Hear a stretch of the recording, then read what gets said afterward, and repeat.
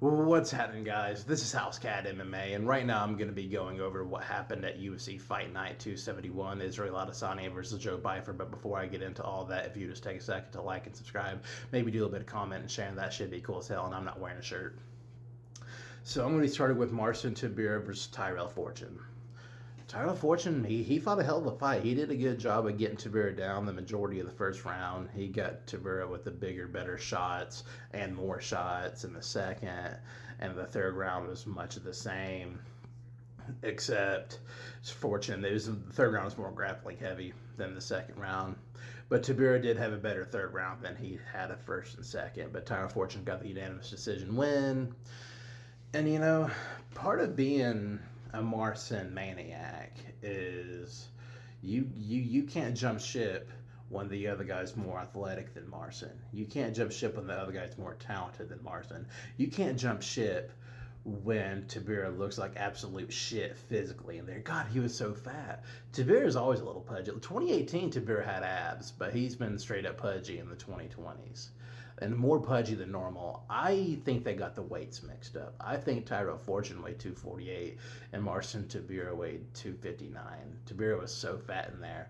But I'm still a Marcin maniac, and you should be one too.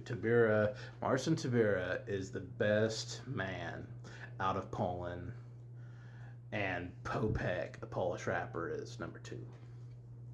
And then you got Chase Hooper versus Lance Gibson. Lance Gibson put a hurting on Chase Cooper. If he looked up ass whooping in the dictionary, it would be Chase Hooper versus Lance Gibson. Hooper was trying to get shit popping with his grappling, but Gibson was just hitting him from all angles, and he ended up putting Hooper away in the first round. And, you know, if Gibson takes that kind of energy against the upper echelon of the unranked guys, he'll do well. He'll end up top 15 in about a year and a half. Then you got Terrence McKinney versus Kyle Nelson. I mean, not really much to that fight. McKinney just kind of went in there and TKO'd Kyle Nelson. Not much to it. I think he started with a head kick, and he must have got Nelson with probably 30 shots on the ground, you know. Nelson was turtling up, and he wasn't really connecting face. He's really just connecting arm, but it was just too many shots, and Herb Dean had to stop it. And then you got Mansour Abdul-Malik versus Yasir Beljarui.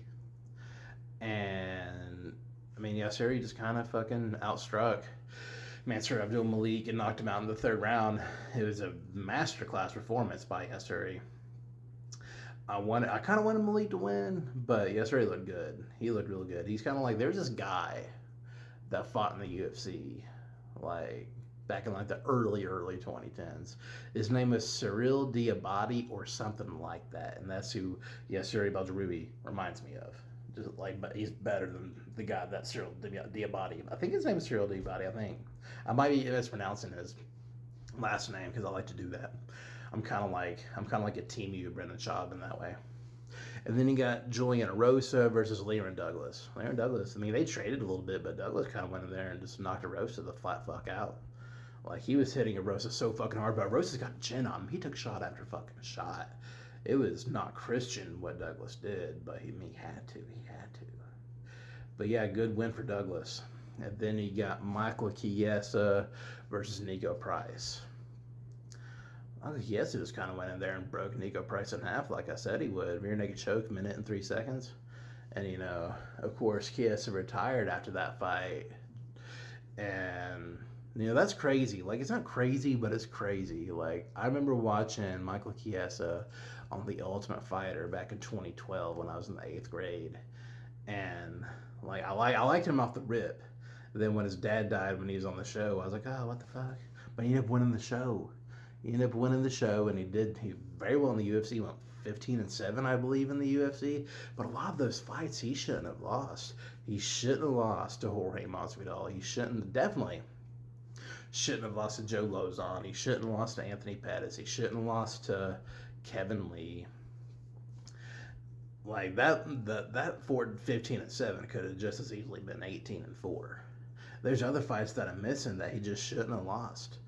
Like, fuck, there's other fights that they're slipping my mind right now.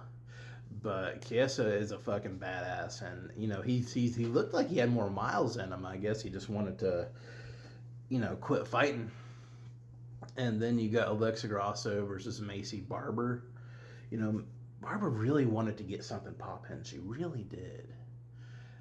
And Grasso just caught her. I think, what was it, like a left hook or a left cross or something? I could be completely fucking tripping. And then she left up her rear naked in like the same motion. She's like, you know what I'm saying? But Mike Beltran saw that Barber was already out. And she stopped the fight, and Barber was probably unconscious for every bit of like what, 2.5 minutes. And then you got Israel Adesanya versus Joe Pyfer. Israel Adesanya didn't look bad. He didn't look like 2019 Israel Adesanya, but he didn't look bad. He looked pretty fucking good.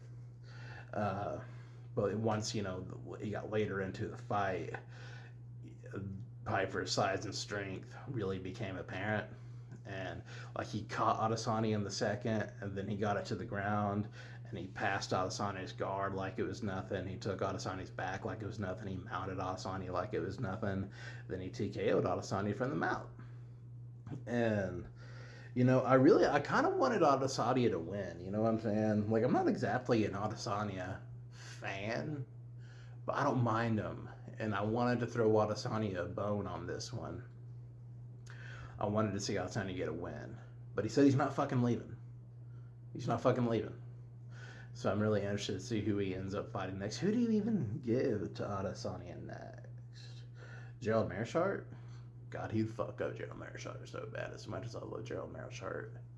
God, who do you give him? Just fuck it, rematch Kelvin Gastelum? That'd be kind of tight. No, would that be tight? They ain't gonna recreate that April 2019 scrap, so that wouldn't really be all that tight. Fucking, is Chris Curtis still back down to 170? But I don't know. But hell yeah, fuck yeah, I decided to not wear a shirt again. I don't know, I'm trying to figure out ways to stand out.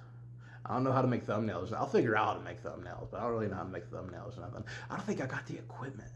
I'm doing this off an Android. But hell yeah, fuck yeah, this is House Cat MMA. Make sure you do your subscribing. You know, I like liking. I don't mind commenting. I like sharing. But make sure you do, just if this video finds you, just subscribe. My shorts do very well, but I wish everybody that saw my shorts would subscribe. But it don't take shit. Just subscribe, you know what I'm saying?